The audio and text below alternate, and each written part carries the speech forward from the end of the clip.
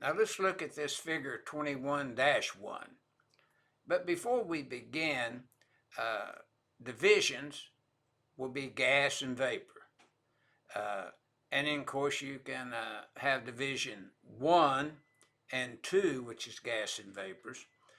Or you could have division 2, which is dust, and you could have, say, division 3, which is flyings and fibers and so forth.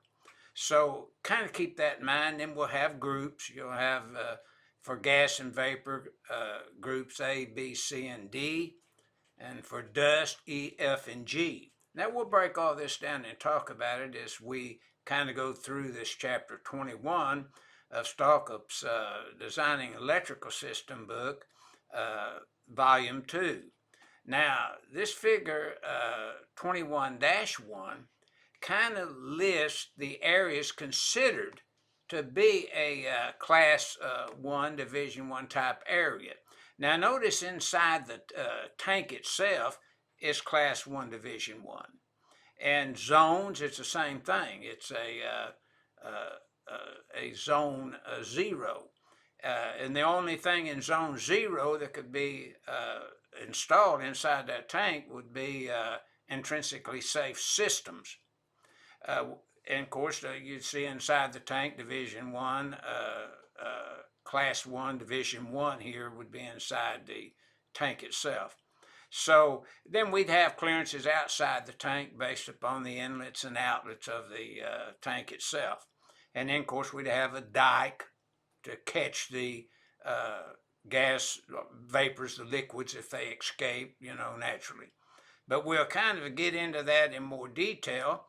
And then, of course, if you're in the oil and gas industry, it's API 500.8.2.1 that we would review. And remember that NFPA 497 that we'll be reviewing deals more with chemical plants or large refinery facilities. That could be the same thing as, oil and gas locations too. So we kind of look at that. But the oil and gas industry uses API 500. But we'll kind of get in more detail that.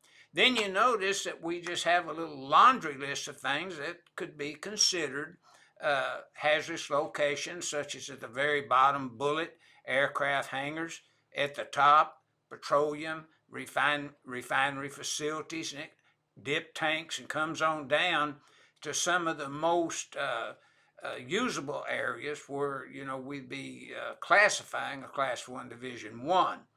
But now, we'll get into what is considered a class 1 division 1 coming up, and 2. But right now we're just reviewing what could be considered a class 1 division 1 based upon a location.